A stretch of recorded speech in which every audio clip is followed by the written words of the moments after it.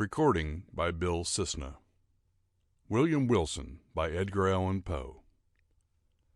What say of it? What say of conscience grim, that spectre in my path? Chamberlain's Pharaohnida. Let me call myself for the present William Wilson. The fair page now lying before me need not be sullied with my real appellation. This has been already too much an object for the scorn, for the horror, for the detestation of my race. To the uttermost regions of the globe have not the indignant winds bruited its unparalleled infamy? O outcast of all outcasts, most abandoned! To the earth art thou not forever dead? To its honors, to its flowers, to its golden aspirations? And a cloud, dense, dismal, and limitless, does it not hang eternally between thy hopes and heaven? I would not, if I could, here or today, embody a record of my later years of unspeakable misery and unpardonable crime. This epoch, these later years, took unto themselves a sudden elevation in turpitude, whose origin alone it is my present purpose to assign. Men usually grow base by degrees. From me in an instant all virtue dropped bodily as a mantle. From comparatively trivial wickedness I passed, with the stride of a giant, into more than the enormities of an Elagabalus. What chance, what one event brought this evil thing to pass? Bear with me while I relate. Death approaches, and the shadow which foreruns him has thrown a softening influence over my spirit. I long, in passing through the dim valley, for the sympathy, I had nearly said for the pity, of my fellow men. I would fain have them believe that I have been, in some measure, the slave of circumstances beyond human control. I would wish them to seek out for me, in the details I am about to give, some little oasis of fatality amid a wilderness of error. I would have them allow, what they cannot refrain from allowing, that although temptation may have erewhile existed as great, man was never thus, at least, tempted before, certainly never thus fell. And is it therefore that he has never thus suffered? Have I not indeed been living in a dream? And am I not now dying, a victim to the horror and the mystery of the wildest of all sublunary visions? I am the descendant of a race whose imaginative and easily excitable temperament has at all times rendered them remarkable, and in my earliest infancy I gave evidence of having fully inherited the family character. As I advanced in years it was more strongly developed, becoming for many reasons a cause of serious disquietude to my friends, and of positive injury to myself. I grew self-willed, addicted to the wildest caprices, and a prey to the most ungovernable passions. Weak-minded, and beset with constitutional infirmities akin to my own, my parents could do but little to check the evil propensities which distinguished me. Some feeble and ill-directed efforts resulted in complete failure on their part, and, of course, in total triumph on mine. Thenceforward my voice was a household law, and at an age when few children have abandoned their leading strings, I was left to the guidance of my own will, and became in all but name the master of my own actions. My earliest recollections of a school life are connected with a large, rambling Elizabethan house in a misty-looking village of England, where were a vast number of gigantic and gnarled trees, and where all the houses were excessively ancient. In truth, it was a dreamlike and spirit-soothing place, that venerable old town.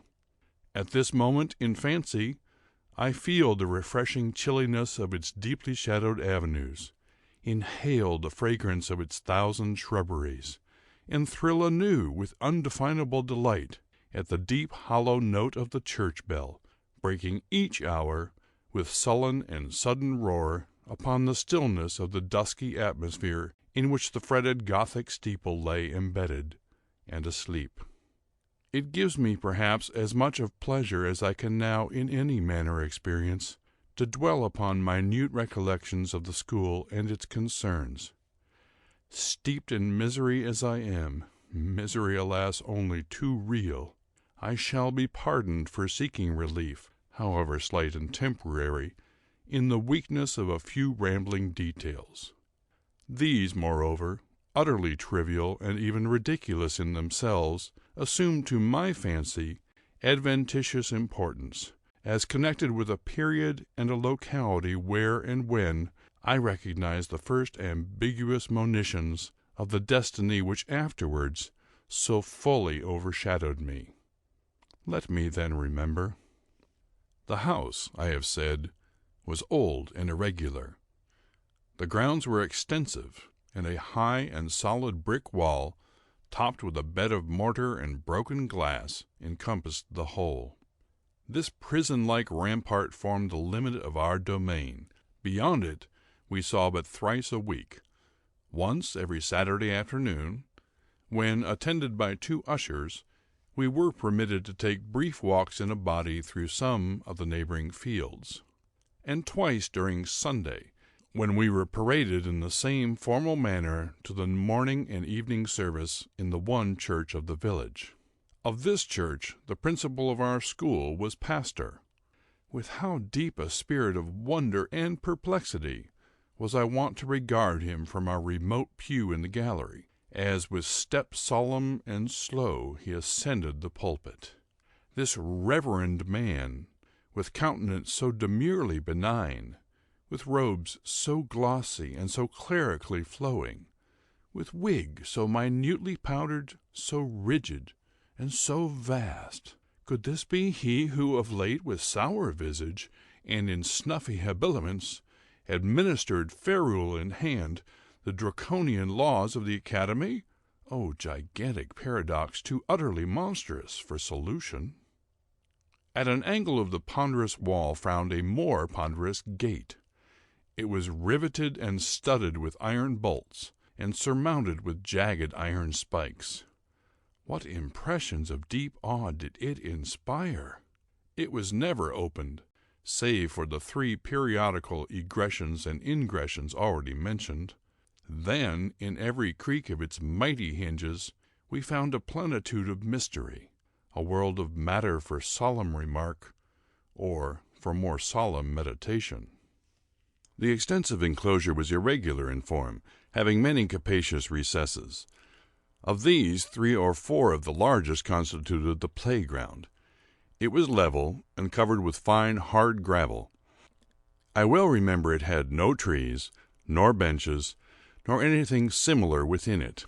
Of course, it was in the rear of the house. In front lay a small parterre, planted with box and other shrubs. But through this sacred division we passed only upon rare occasions indeed, such as a first advent to school, or final departure thence, or perhaps, when a parent or friend having called for us, we joyfully took our way home for the Christmas or midsummer holy days. But the house! How quaint an old building was this! To me, how veritably a palace of enchantment! There really was no end to its windings, to its incomprehensible subdivisions. It was difficult, at any given time, to say with certainty upon which of its 2 stories one happened to be. From each room to every other there were sure to be found 3 or 4 steps, either an ascent or descent. Then the lateral branches were innumerable, inconceivable, and so returning in upon themselves, that our most exact ideas in regard to the whole mansion were not very far different from those with which we pondered upon infinity. During the 5 years of my residence here, I was never able to ascertain with precision in what remote locality lay the little sleeping apartment assigned to myself and some 18 or 20 other scholars. The schoolroom was the largest in the house. I could not help thinking, in the world. It was very long, narrow, and dismally low, with pointed Gothic windows and a ceiling of oak. In a remote and terror-inspiring angle was a square enclosure of 8 or 10 feet, comprising the sanctum, during hours, of our principal, the Reverend Dr. Bransby. It was a solid structure with massy door, sooner than open, in which the absence of the Dominic we would all have willingly perished by the peine forte et dure. In other angles were two other similar boxes, far less reverenced indeed, but still greatly matters of awe. One of these was the pulpit of the classical usher, one of the English and mathematical.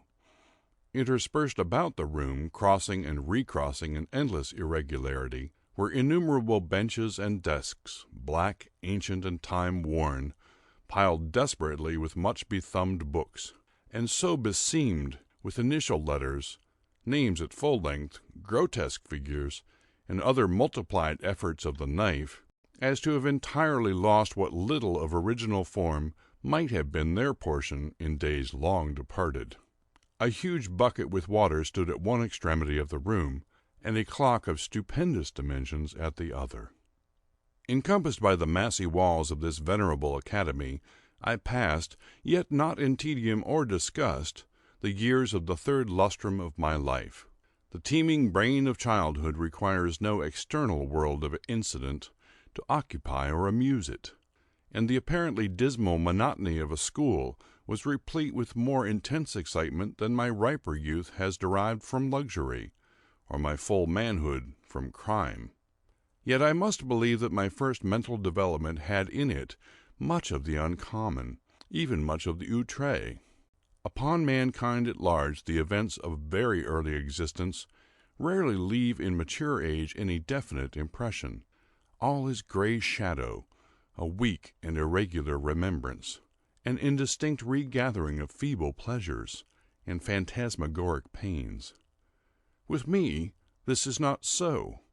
In childhood I must have felt with the energy of a man what I now find stamped upon memory in lines as vivid, as deep, and as durable as the exergues of the Carthaginian medals. Yet, in the fact of the world's view, how little there was to remember. The morning's awakening, the nightly summons to bed, the connings, the recitations, the periodical half-holidays and perambulations, the playground with its broils, its pastimes, its intrigues.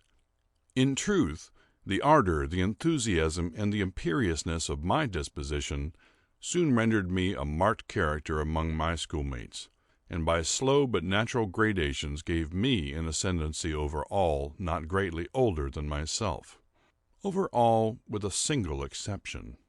This exception was found in the person of a scholar who, although no relation, bore the same Christian and surname as myself, a circumstance, in fact, little remarkable, for, notwithstanding a noble descent, mine was one of those everyday appellations which seem, by prescriptive right, to have been, time out of mind, common property of the mob.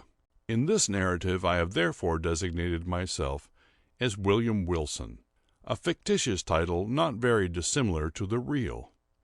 My namesake alone, of those who in school phraseology constituted our set, presumed to compete with me in the studies of the class, in the sports and broils of the playground, to refuse implicit belief in my assertions and the submission to my will, indeed to interfere with my arbitrary dictation in any respect whatsoever.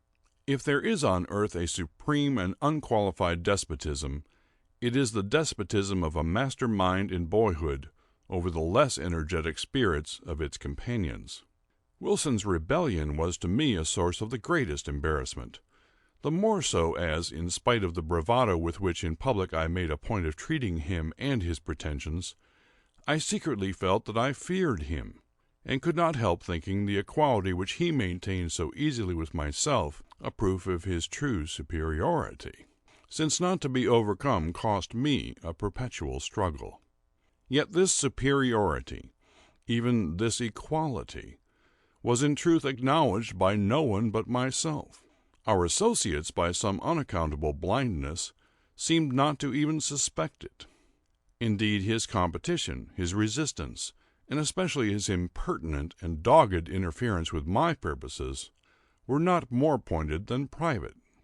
He appeared to be destitute alike of the ambition which urged and of the passionate energy of mind which enabled me to excel.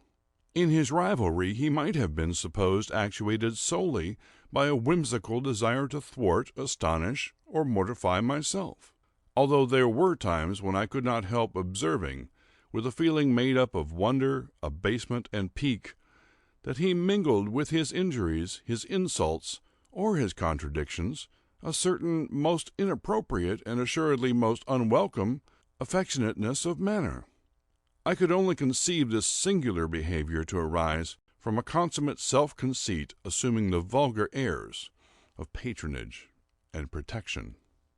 Perhaps it was this latter trait in Wilson's conduct, conjoined with our identity of name, and the mere accident of our having entered the school upon the same day, which set afloat the notion that we were brothers among the senior classes of the academy. These do not usually inquire with much strictness into the affairs of their juniors. I have before said, or should have said, that Wilson was not, in the most remote degree, connected to my family. But assuredly, if we had been brothers, we must have been twins. For after leaving Dr. Bransby's, I casually learned that my namesake was born on the 19th of January, 1813. And this is a somewhat remarkable coincidence, for that day is precisely that of my own nativity. It may seem strange that, in spite of the continual anxiety occasioned me by the rivalry of Wilson, and his intolerable spirit of contradiction, I could not bring myself to hate him altogether.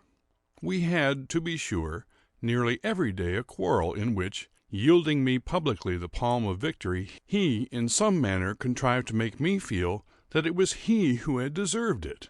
Yet a sense of pride on my part, and a veritable dignity on his own, kept us always upon what are called speaking terms, while there were many points of strong congeniality in our tempers, operating to awake in me a sentiment which our position alone, perhaps, prevented from ripening into friendship. It is difficult indeed to define, or even to describe, my real feelings towards him. They formed a motley and heterogeneous admixture, some petulant animosity, which was not yet hatred, some esteem, more respect, much fear, with a world of uneasy curiosity. To the moralist it will be unnecessary to say, in addition, that Wilson and myself were the most inseparable of companions. It was no doubt the anomalous state of affairs existing between us which turned all my attacks upon him, and they were many, either open or covert, into the channel of banter or practical joke, giving pain while assuming the aspect of mere fun, rather than into a more serious and determined hostility. But my endeavors on this head were by no means uniformly successful, even when my plans were the most wittily concocted, for my namesake had much about him in character of that unassuming and quiet austerity which, while enjoying the poignancy of its own jokes, has no heel of Achilles in itself, and absolutely refuses to be laughed at. I could find indeed but one vulnerable point, and that, lying in a personal peculiarity arising perhaps from constitutional disease, would have been spared by any antagonist less at his wit's end than myself. My rival had a weakness in the vocal or guttural organs, which precluded him from raising his voice at any time above a very low whisper. Of this defect I did not fail to take what poor advantage lay in my power. Wilson's retaliations in kind were many, and there was one form of his practical wit that disturbed me beyond measure. How his sagacity first discovered at all that so petty a thing would vex me is a question I could never solve. But having discovered, he habitually practiced the annoyance. I had always felt aversion to my uncourtly patronymic, and its very common, if not plebeian, praenomen. The words were venom in my ears.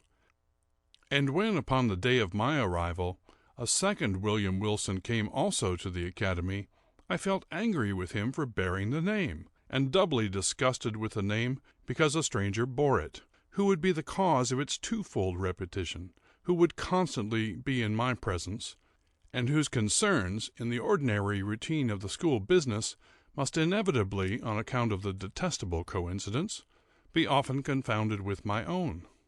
The feeling of vexation thus engendered grew stronger with every circumstance tending to show resemblance, moral or physical, between my rival and myself.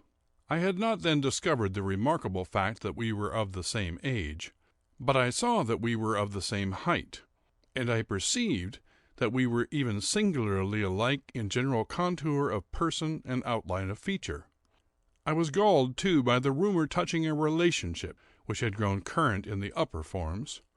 In a word, nothing could more seriously disturb me, although I scrupulously concealed such disturbance, than any allusion to a similarity of mind, person, or condition existing between us. But in truth, I had no reason to believe that, with the exception of the matter of relationship, and in the case of Wilson himself, this similarity had ever been made a subject of comment, or even observed at all by our schoolfellows. That he observed it in all its bearings, and as fixedly as I, was apparent. But that he could discover in such circumstances so fruitful a field of annoyance can only be attributed, as I said before, to his more than ordinary penetration. His cue, which was to perfect an imitation of myself, lay both in words and in actions, and most admirably did he play his part. My dress it was an easy matter to copy. My gait and general manner were, without difficulty, appropriated. In spite of his constitutional defect, even my voice did not escape him. My louder tones were, of course, unattempted, but then the key, it was identical, and his singular whisper, it grew the very echo of my own. How greatly this most exquisite portraiture harassed me, for it could not justly be termed a caricature, I will not now venture to describe. I had but one consolation, in the fact that the imitation, apparently, was noticed by myself alone, and that I had to endure only the knowing and strangely sarcastic smiles of my namesake himself. Satisfied with having produced in my bosom the intended effect, he seemed to chuckle in secret over the sting he had inflicted, and was characteristically disregardful of the public applause which the success of his witty endeavors might have so easily elicited. That the school, indeed, did not feel his design, perceive its accomplishment, and participate in his sneer, was, for many anxious months, a riddle I could not resolve. Perhaps the gradation of his copy rendered it not so readily perceptible, or, more possibly, I owed my security to the master air of the copyist, who, disdaining the letter, which in a painting is all the obtuse can see, gave but the full spirit of his original for my individual contemplation and chagrin. I have already more than once spoken of the disgusting air of patronage which he assumed toward me, and of his frequent officious interference with my will. This interference often took the ungracious character of advice not openly given, but hinted or insinuated. I received it with a repugnance which gained strength as I grew in years. Yet, at this distant day, let me do him the simple justice to acknowledge that I can recall no occasion when the suggestions of my rival were on the side of those errors or follies so usual to his immature age and seeming inexperience. That his moral sense, at least, if not his general talents and worldly wisdom, was far keener than my own, and that I might today have been a better and thus a happier man had I less frequently rejected the counsels embodied in those meaning whispers, which I then but too cordially hated and too bitterly despised. As it was, I at length grew restive in the extreme under his distasteful supervision, and daily resented more and more openly what I considered his intolerable arrogance. I have said that, in the first years of our connection as schoolmates, my feelings in regard to him might have easily ripened into friendship. But in the latter months of my residency at the academy, although the intrusion of his ordinary manner had, beyond doubt, in some measure abated, my sentiments, in nearly similar proportion, partook very much of positive hatred.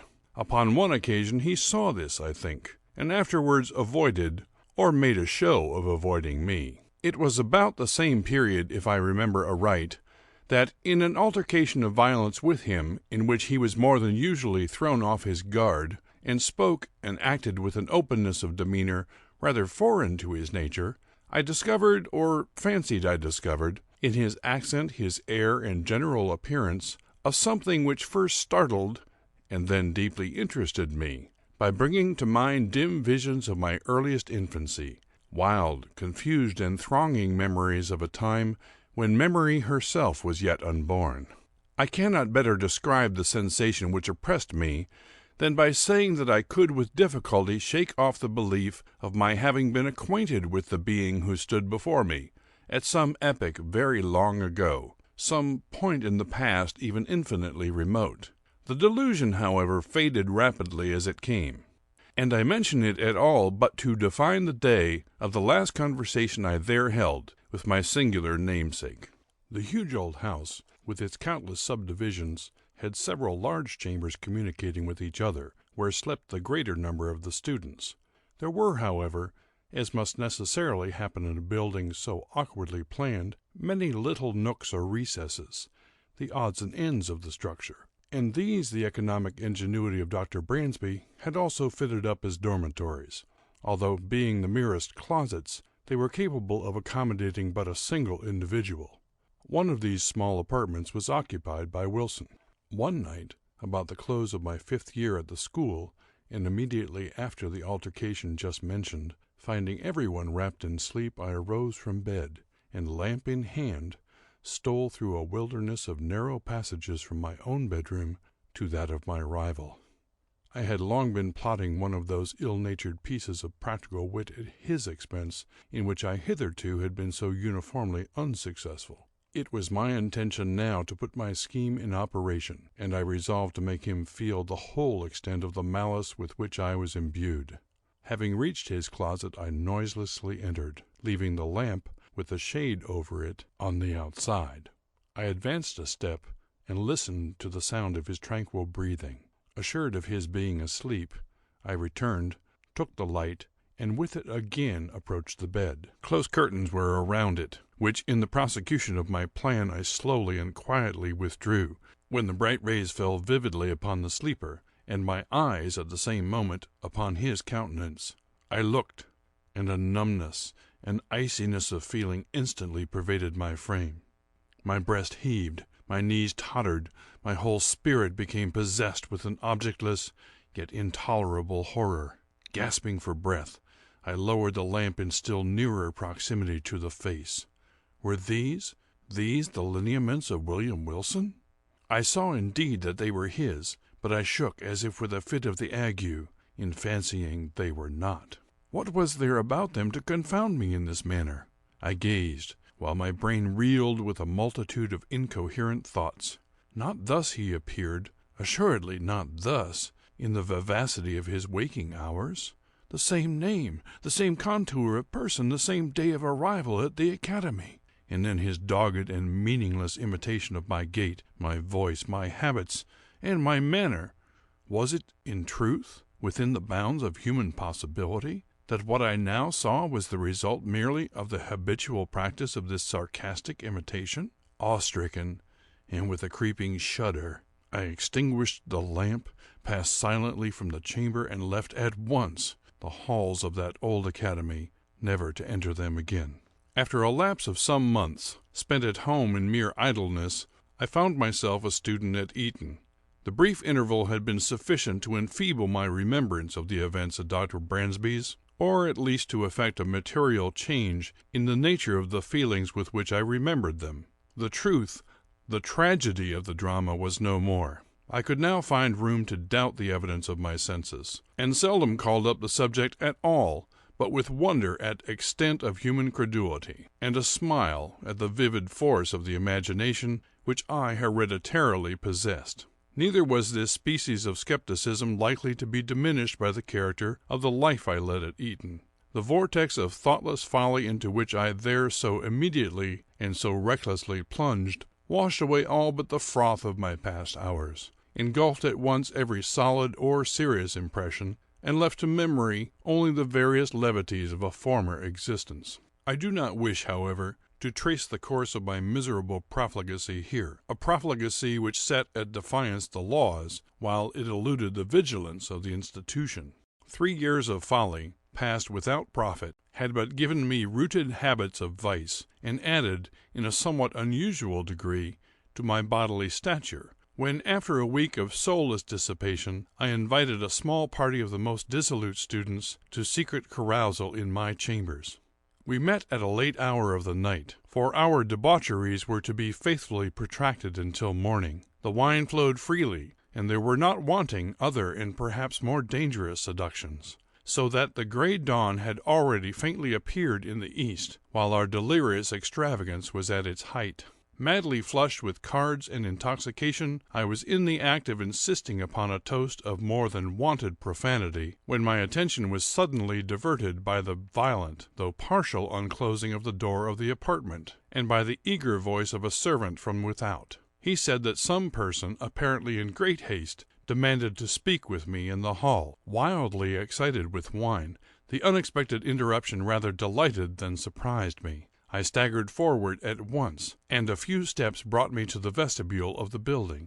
In this low and small room there hung no lamp, and now no light at all was admitted, save that of the exceedingly feeble dawn which made its way through the semicircular window. As I put my foot over the threshold, I became aware of the figure of a youth of about my own height, and habited in a white kerseymere morning frock, cut in the novel fashion of the one I myself wore at the moment.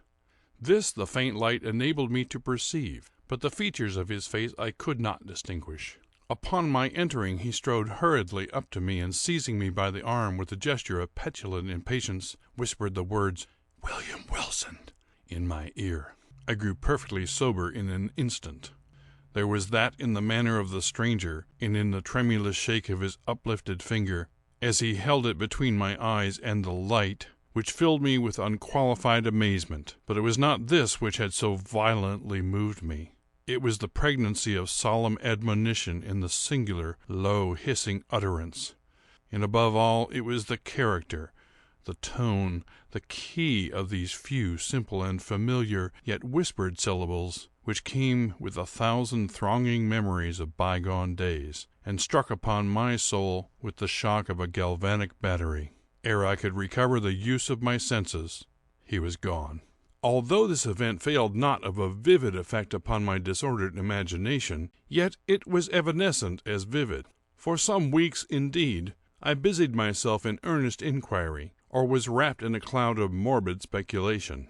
I did not pretend to disguise from my perception the identity of the singular individual who thus perseveringly interfered with my affairs, and harassed me with his insinuated counsel. But who and what was this Wilson, and whence came he, and what were his purposes? Upon neither of these points could I be satisfied, merely ascertaining, in regard to him, that a sudden accident in his family had caused his removal from Dr. Bransby's academy on the afternoon of the day in which I myself had eloped. But in a brief period I ceased to think upon the subject, my attention being all absorbed in a contemplated departure for Oxford. Thither I soon went, the uncalculating vanity of my parents furnishing me with an outfit and annual establishment, which would enable me to indulge at will in the luxury already so dear to my heart, to vie in profuseness of expenditure with the haughtiest heirs of the wealthiest earldoms in Great Britain. Excited by such appliances to vice, my constitutional temperament broke forth with redoubled ardor, and I spurned even the common restraints of decency in the mad infatuation of my revels. But it were absurd to pause in the detail of my extravagance. Let it suffice that among spendthrifts I out-Heroded Herod, and that, giving name to a multitude of novel follies, I added no brief appendix to the long catalogue of vices then usual in the most dissolute university of Europe. It could hardly be credited, however, that I had even here so utterly fallen from the gentlemanly estate as to seek acquaintance with the vilest arts of the gambler by profession, and, having become an adept in his despicable science, to practice it habitually as a means of increasing my already enormous income at the expense of the weak-minded among my fellow collegians. Such, nevertheless, was the fact.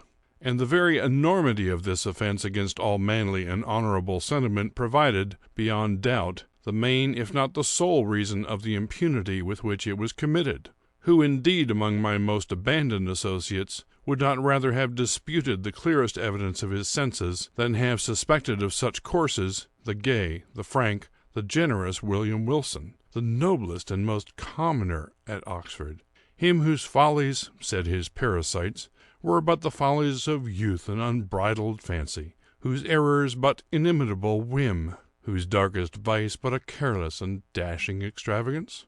I had been now 2 years successfully busied in this way, when there came to the university a young parvenu nobleman, Glendinning, rich, said report, as Herodes Atticus, his riches, too, as easily acquired. I soon found him of weak intellect, and, of course, marked him as a fitting subject for my skill. I frequently engaged him in play, and contrived, with the gambler's usual art, to let him win considerable sums, the more effectually to entangle him in my snares. At length, my schemes being ripe, I met him, with the full intention that this meeting should be final and decisive, at the chambers of a fellow commoner, Mr. Preston, equally intimate with both, but who, to do him justice, entertained not an even remote suspicion of my design. To give this a better coloring, I had contrived to have assembled a party of some 8 or 10, and was solicitously careful that the introduction of cards should appear accidental, and originate in the purpose of my contemplated dupe himself. To be brief upon a vile topic, none of the low finesse was omitted, so customary upon similar occasions that it is a just matter for wonder how any are still found so besotted as to fall its victim.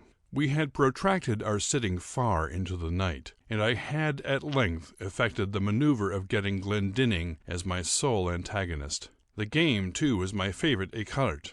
The rest of the company, interested in the extent of our play, had abandoned their own cards, and were standing around us as spectators.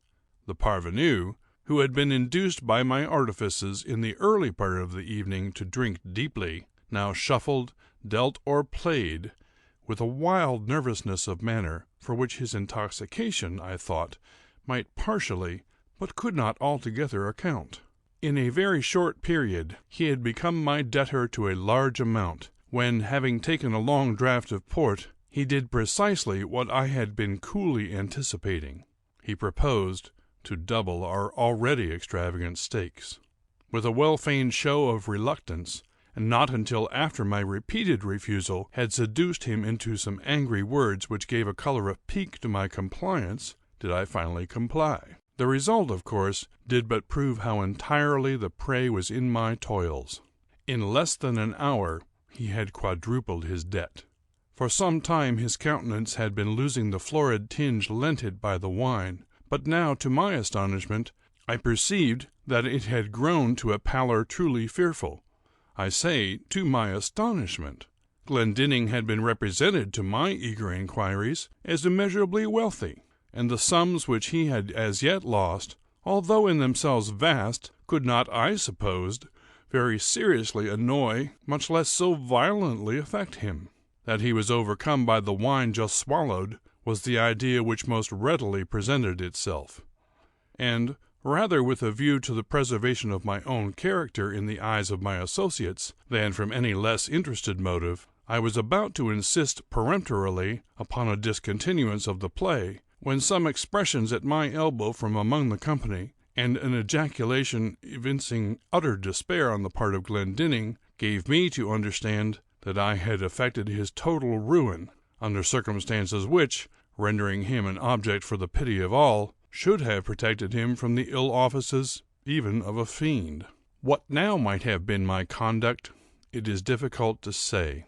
The pitiable condition of my dupe had thrown an air of embarrassed gloom over all, and for some moments a profound silence was maintained, during which I could not help feeling my cheeks tingle with the many burning glances of scorn or reproach cast upon me by the less abandoned of the party. I will even own that an intolerable weight of anxiety was for a brief instant lifted from my bosom by the sudden and extraordinary interruption which ensued. The wide, heavy, folding doors of the apartment were all at once thrown open to their full extent, with a vigorous and rushing impetuosity that extinguished, as if by magic, every candle in the room. Their light in dying enabled us just to perceive that a stranger had entered, about my own height, and closely muffled in a cloak. The darkness, however, was now total, and we could only feel that he was standing in our midst. Before any of us could recover from the extreme astonishment into which this rudeness had thrown all, we heard the voice of the intruder. "Gentlemen," he said in a low, distinct, and never-to-be-forgotten whisper, which thrilled to the very marrow of my bones, "gentlemen, I make no apology for this behavior, because in thus behaving I am but fulfilling a duty. You are, beyond doubt, uninformed of the true character of the person who has tonight won at écarté a large sum of money from Lord Glendinning. I will therefore put you upon an expeditious and decisive plan of obtaining this very necessary information. Please to examine at your leisure the inner linings of the cuff of his left sleeve, and the several little packages which may be found in the somewhat capacious pockets of his embroidered morning wrapper." While he spoke, so profound was the stillness that one might have heard a pin drop upon the floor. In ceasing, he departed at once, and as abruptly as he had entered. Shall I describe my sensations? Must I say that I felt all the horrors of the damned? Most assuredly I had little time given for reflection. Many hands roughly seized me upon the spot, and lights were immediately reprocured. A search ensued. In the lining of my sleeve were found all the court cards essential in écarté, and in the pockets of my wrapper a number of packs, facsimiles of those used at our sittings, with the single exception that mine were of the species called technically arrondes, the honors being slightly convex at the ends, the lower cards slightly convex at the sides. In this disposition, the dupe who cuts, as customary, at the length of the pack, will invariably find that he cuts his antagonist an honor, while the gambler, cutting at the breadth, will as certainly cut nothing for his victim which may count in the records of the game. Any burst of indignation upon this discovery would have affected me less than the silent contempt or the sarcastic composure with which it was received. "Mr. Wilson," said our host, stooping to remove from beneath his feet an exceedingly luxurious cloak of rare furs, "Mr. Wilson, this is your property." The weather was cold, and upon quitting my own room I had thrown a cloak over my dressing wrapper, putting it off upon reaching the scene of play. "I presume it is supererogatory to seek here," eyeing the folds of the garment with a bitter smile, "for any farther evidence of your skill.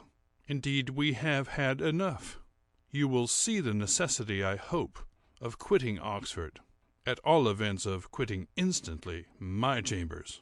Abased, humbled to the dust as I then was, it is probable that I should have resented this galling language by immediate personal violence, had not my whole attention been at the moment arrested by a fact of the most startling character.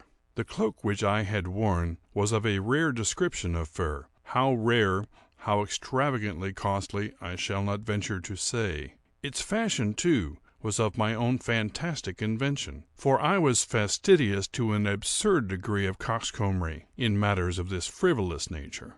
When therefore Mr. Preston reached me that which he had picked up upon the floor, and near the folding doors of the apartment, it was with an astonishment nearly bordering upon terror that I perceived my own already hanging on my arm, where I had no doubt unwittingly placed it, and that the one presented me was but its exact counterpart in every, in even the minutest possible particular. The singular being who had so disastrously exposed me had been muffled, I remembered, in a cloak, and none had been worn at all by any of the members of our party, with the exception of myself. Retaining some presence of mind, I took the one offered me by Preston, placed it unnoticed over my own, left the apartment with a resolute scowl of defiance, and next morning, ere dawn of day, commenced a hurried journey from Oxford to the Continent, in a perfect agony of horror and of shame. I fled in vain. My evil destiny pursued me as if in exultation, and proved, indeed, that the exercise of its mysterious dominion had as yet only begun. Scarcely had I set foot in Paris ere I had fresh evidence of the detestable interest taken by this Wilson in my concerns. Years flew, while I experienced no relief. Villain! At Rome, with how untimely, yet with how spectral an officiousness, stepped he in between me and my ambition. At Vienna, too, at Berlin, and at Moscow, where, in truth, had I not bitter cause to curse him within my heart. From his inscrutable tyranny did I at length flee, panic-stricken, as from a pestilence, and to the very ends of the earth I fled in vain. And again, in secret communion with my own spirit, would I demand the questions, who is he? Whence came he? And what are his objects? But no answer was there found. And then I scrutinized with a minute scrutiny the forms and the methods and the leading traits of his impertinent supervision. But even here there was very little upon which to base a conjecture. It was noticeable, indeed, that in no one of the multiplied instances in which he had of late crossed my path had he so crossed it except to frustrate those schemes, or to disturb those actions which, if fully carried out, might have resulted in bitter mischief. Poor justification this, in truth, for an authority so imperiously assumed. Poor indemnity for natural rights of self-agency so pertinaciously, so insultingly denied. I had also been forced to notice that my tormentor, for a very long period of time, while scrupulously and with miraculous dexterity maintaining his whim of an identity of apparel with myself, had so contrived it, in the execution of his varied interference with my will, that I saw not, at any moment, the features of his face. Be Wilson what he might, this, at least, was but the veriest of affectation, or of folly. Could he for an instant have supposed that, in my admonisher at Eton, in the destroyer of my honor at Oxford, in him who thwarted my ambition at Rome, my revenge at Paris, my passionate love at Naples, or what he falsely termed my avarice in Egypt, that in this, my arch-enemy and evil genius, could fail to recognize the William Wilson of my schoolboy days, the namesake, the companion, the rival, the hated and dreaded rival at Dr. Bransby's? Impossible! But let me hasten to the last eventful scene of the drama. Thus far, I had succumbed supinely to this imperious domination. The sentiment of deep awe with which I habitually regarded the elevated character, the majestic wisdom, the apparent omnipresence and omnipotence of Wilson, added to a feeling of even terror, with which certain other traits in his nature and assumptions inspired me, had operated hitherto to impress me with an idea of my own utter weakness and helplessness, and to suggest an implicit, although bitterly reluctant submission to his arbitrary will. But of late days I had given myself up entirely to wine, and its maddening influence upon my hereditary temper rendered me more and more impatient of control. I began to murmur, to hesitate, to resist. And was it only fancy which induced me to believe that, with the increase of my own firmness, that of my tormentor underwent a proportional diminution? Be this as it may, I now began to feel the inspiration of a burning hope, and at length nurtured in my secret thoughts a stern and desperate resolution that I would submit no longer to be enslaved. It was at Rome, during the carnival of 18 that I attended a masquerade in the palazzo of the Neapolitan Duke de Broglio.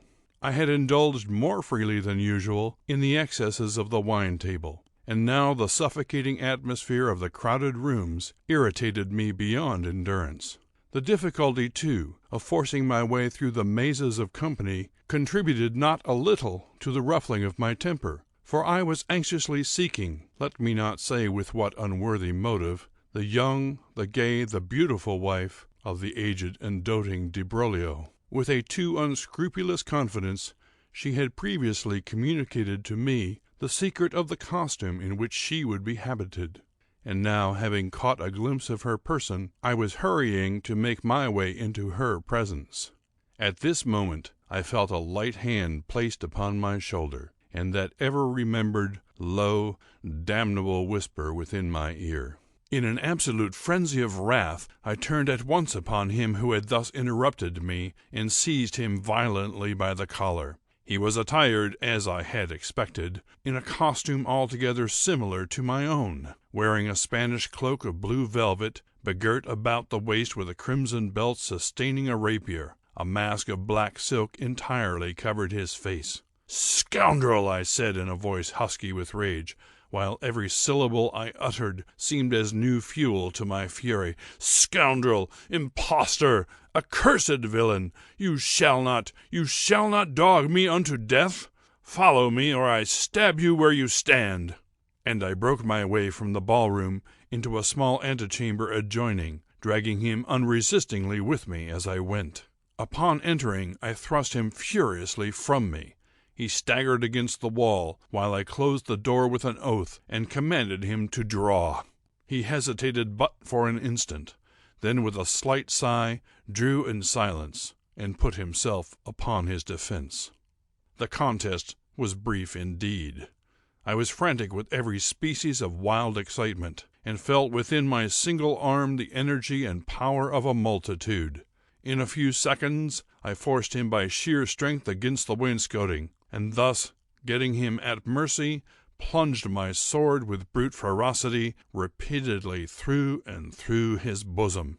At that instant some person tried the latch of the door. I hastened to prevent an intrusion, and then immediately returned to my dying antagonist. But what human language can adequately portray that astonishment, that horror which possessed me at the spectacle then presented to view? The brief moment in which I averted my eyes had been sufficient to produce apparently a material change in the arrangements at the upper or farther end of the room. A large mirror, so at first it seemed to me in my confusion, now stood where none had been perceptible before. And as I stepped up to it in extremity of terror, mine own image, but with features all pale and dabbled in blood, advanced to meet me with a feeble and tottering gait. Thus it appeared, I say, but was not. It was my antagonist. It was Wilson, who then stood before me in the agonies of his dissolution. His mask and cloak lay where he had thrown them upon the floor. Not a thread in all his raiment, not a line in all the marked and singular lineaments of his face which was not, even in the most absolute identity, mine own. It was Wilson, but he spoke no longer in a whisper, and I could have fancied that I myself was speaking, while he said, "You have conquered, and I yield. Yet henceforth art thou also dead. Dead to the world, to heaven, and to hope. In me didst thou exist, and in my death see by this image which is thine own, how utterly thou hast murdered thyself." End of William Wilson. Recording by Bill Cisna, Kernersville, North Carolina. www.billcisna.com